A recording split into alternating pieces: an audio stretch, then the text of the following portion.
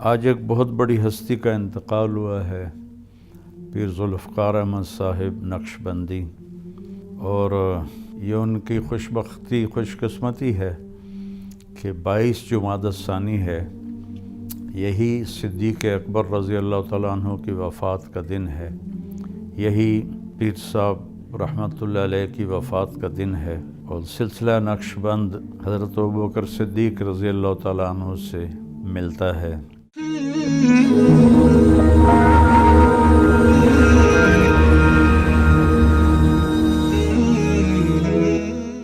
السلام علیکم ورحمۃ اللہ وبرکاتہ۔ بسم اللہ الرحمن الرحیم، والصلاة والسلام علی رسولہ الکریم وعلی آلہ واصحابہ اجمعین۔ میرے اللہ تعالیٰ کا فرمان ہے، کل نفس ذائقۃ الموت، ہر نفس نے موت کا ذائقہ چکھنا ہے۔ ذائقہ کا لفظ بتاتا ہے، کل نفس تموت بھی اللہ فرما سکتے تھے، ہر نفس نے مرنا ہے، اس میں ذائقہ چکھے گا۔ اس سے پتہ چلتا ہے کہ موت کا کوئی ذائقہ ہے۔ اچھا انسان مرتا ہے تو اس کا ذائقہ اور ہے، برا مرتا ہے اس کا ذائقہ اور ہے۔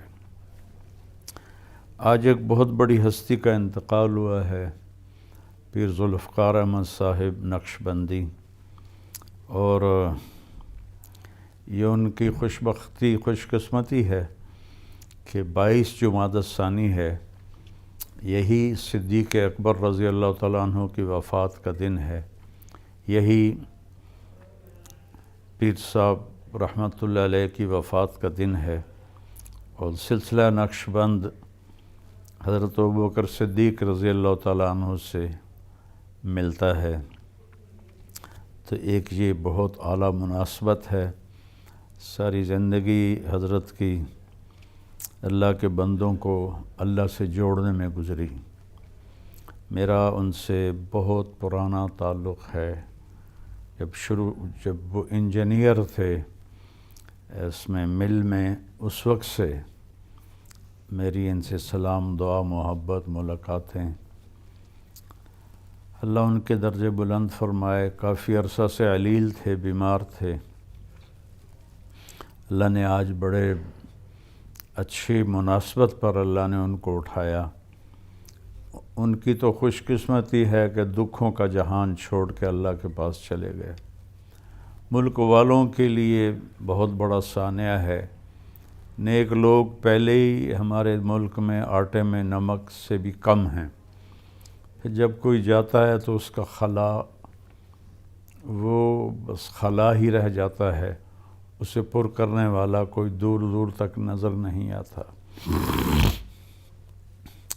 ایک ڈاکٹر مر جائے، سینکڑوں ڈاکٹر لائن میں لگے ہوئے ہیں، ایک پروفیسر مر جائے، سینکڑوں پروفیسر لائن میں لگے ہوئے ہیں، ہر شعبے کے لوگ لائن میں ہیں، لیکن کوئی نیک آدمی دنیا سے جاتا، خاص طور پر پیر ذوالفقار صاحب جیسا، چونکہ ہادی و مہدی تھے، خود بھی ہدایت یافتہ تھے اور لاکھوں انسانوں کی ہدایت کا ذریعہ بنے، اور ایک جنگل میں انہوں نے ڈیرا لگایا اور اس کو گلشن دین بنا دیا۔ اللہ ان کے درجات کو بلند فرمائے، ان کے بیٹوں کو اپنے باپ کی وراثت سنبھالنے کی توفیق نصیب فرمائے، چونکہ بہت بھاری بوجھ چھوڑ کر تشریف لے گئے ہیں۔ میری دعا ہے اللہ ان کے بچوں کو اپنے باپ جیسی نسبت عطا فرمائے، روحانیت عطا فرمائے، اور اس مبارک سلسلے کو، اس خانقاہ کو، مسجد مدرسہ کو اللہ تعالیٰ پہلے سے زیادہ دگنی چگنی ترقی نصیب فرمائے۔